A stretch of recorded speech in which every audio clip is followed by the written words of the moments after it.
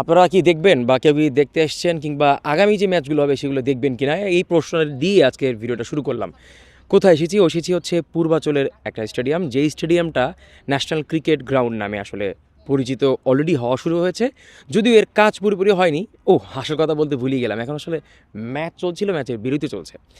বিরতি কিসের এবং ম্যাচটা কিসের আপনাদের একটু বলা যাক। যে ফার্স্ট ডিভিশনে যে ক্রিকেট টুর্নামেন্ট হয়েছিল, সেই ক্রিকেট টুর্নামেন্টে আপনারা জানেন বিদ্রোহী 8টা দল ছিল যারা আসলে অংশগ্রহণ করেনি ঢাকা প্রিমিয়ার লিগে।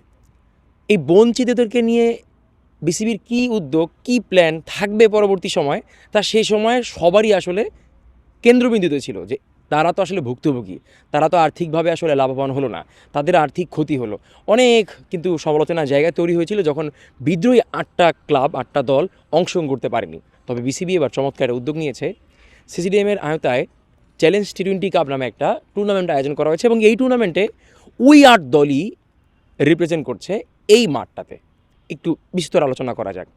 দেখেন, প্রথমত ঢাকা প্রিমিয়ার লিগই আপনারা দেখেন না, অথচ India Ranji trophy, Syed Mushtaq Ali trophy দেখার জন্য আপনারা ঠিকই টেলিভিশন স্ক্রিনে ঝাঁক দেন। হ্যাঁ, এখন প্রশ্ন থাকতে পারে যে সব টুর্নামেন্টই তো আসলে সম্প্রচার হয় না। সোশ্যাল মিডিয়াতে তো অনেক কিছুই সম্প্রচার হয়, বাট সেটা কতটুকু আপনাদের কাছে পৌঁছায় বা আপনারা কতটুকু সেটা দেখেন, এটা নিয়ে একটা সংশয় আছে। আরেকটা বিষয়, দিন শেষে মিডিয়া কিন্তু খুব চেষ্টা করে আপনাদের কাছে সেটা পৌঁছানোর। তবে একটা কথা বলি, এখন দুটো টিম খেলছে, সেই দুটো টিমের যারা আসলে ফলোয়ার, দেখা যাচ্ছে নর্মালি আপনি যদি পাড়ার ক্রিকেটও খেলেন, আপনার সাথে কিন্তু এক দুজন ভাই ব্রাদার আসে। এই যে দুটো দল খেলছে, ফার্স্ট ডিভিশনের দুটো দল, সেই দু দলের খেলা দেখার জন্য কিন্তু কোনো দর্শক নেই। এখন সাধারণ দর্শকদের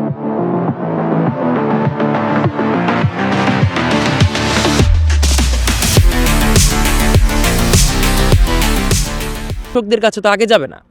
আগে যাদের কাছে যাবে তারা হচ্ছে এই ক্রিকেটারদেরই আত্মীয়, ভাই বোন, তারা আসবেন, তারা এসে জিনিসটা আসলে মানুষের কাছে পৌঁছাবেন। আপনি দেখেন, রঞ্জি ট্রফি, সাইদ মুস্তাক আলী ট্রফির কথা বললাম, এই টুর্নামেন্টগুলো কেন মানুষের কাছে পৌঁছায়, কেন মানে বর্ডার পার করে বাংলাদেশের মানুষজন দেখে। প্রথমত অবশ্যই সেটা মান অনেক বেশি ভালো। আর একটা কথা বলতে হয়, সেটা প্রচারণা শুরু হয় তাদের ঘরের লোক থেকে। ইংরেজিদের এক কথা আছে যে চ্যারিটি বিগেন্স অ্যাট হোম। আপনি যখন কোনো একটা উদ্যোগ শুরু করবেন, সেটা একদম ঘর থেকে শুরু হওয়া ভালো। তো সেই যে টুর্নামেন্ট শুরু হয়েছে চ্যালেঞ্জ টি20 কাপ সিসিডিএমের আওতায়, বিসিবি কিন্তু এর জন্য একটা ধন্যবাদ ডিজার্ভ করে। কারণ ওই সময় কিন্তু সমালোচনা হয়েছিল, আমি নিজে সমালোচনা করেছিলাম না, যে এই যে বিদ্রোহী 8টা ক্লাব যারা বলেছিল না আমরা এবার ফার্স্ট ডিভিশন লিগ খেলবো না, তাদের কি হবে, তারা কিন্তু, আমি যেটা বললাম, অনেকভাবেই ক্ষতি হয়েছে। তাদের ক্ষতিপূরণের জন্য ওই যে ব্যাকআপটা, সেই ব্যাকআপ টুর্নামেন্ট আয়োজন করেছে বিসিবি। 8টা দল খেলবে, একদম স্টাইলটা হচ্ছে এটাই যে গ্রুপ পর্বের স্টাইলে হবে, যেখানে 1 এবং 2 নাম্বার দল ডাইরেক্ট ফাইনাল খেলবে। 8টা দল, 28টা ম্যাচ, 29 নাম্বার ম্যাচ অথবা ফাইনাল হয়ে যাবে। তো প্রথম কথা হচ্ছে যে এই চ্যালেঞ্জ টি20 কাপ কিন্তু হচ্ছে, কিন্তু এই মানুষজন কই? মানুষজন ইন এ সেন্স সাধারণ দর্শকদের কাছে তো আমরা মিডিয়া প্রচার করবো, এই আজ প্রচার করলাম, আমার মতো আরও মিডিয়া কর্মী ভাইয়েরা প্রচার করবে। কিন্তু দিন শেষে খেলা দেখতে আসতে হবে দর্শকদের, এবং সেই দর্শকরা সাধারণ দর্শক আগেই আসবে না, কারণ এখানেই বড় তারকারা এখনই জন্মায়নি। তো এই ম্যাচ দেখতে আসবে কার? আত্মীয় স্বজনরা।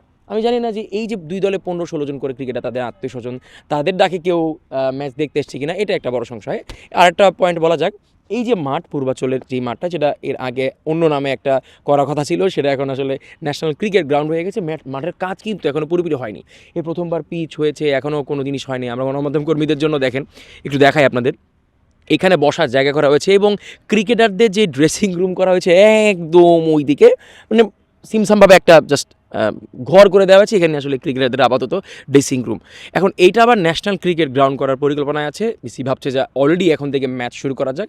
অনেক বড় পরিসর একটা জায়গা, যেখানে মূল স্টেডিয়াম, গ্যালারি, সুইমিং পুল থেকে শুরু করে আর অনেক কিছু এখানে করা সম্ভব, কারণ পুরো এরিয়াটাই অনেক বেশি বড়। তো পূর্বাচলের এই মাঠে একসময় হয়তো বা আন্তর্জাতিক ম্যাচও আয়োজিত হবে, বাট এই যে শুরুর দিকের গল্পগুলো, এই ক্রিকেটাররা বেশি ভালো জানবেন। তবে মূল কথা হচ্ছে, তাদের ম্যাচ দেখার জন্য, তাদের ম্যাচ সাধারণ দর্শকদের কাছে পৌঁছানোর জন্য গণমাধ্যম কর্মী এবং গণমাধ্যমের যে একটা ভালো ইম্প্যাক্ট রয়েছে, ভূমিকা রয়েছে, সেই ভূমিকায় কিন্তু এই ক্রিকেটারদের আত্মীয় স্বজন, ভাই বোনেরা বা তাদেরকে যারা ফলো করেন, তাদের রয়েছে। মালিক পক্ষের একটা ব্যাপার আছে, যেই দলগুলো খেলছে সেই দলগুলো নিজেদের কীভাবে প্রমোট করছে সেটাও দেখার বিষয়।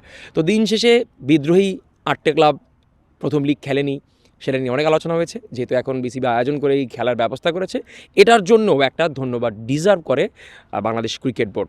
পূর্বাচলের এই ন্যাশনাল ক্রিকেট গ্রাউন্ড থেকে আমি জিসান আহমেদ ছিলাম আপনাদের সঙ্গে।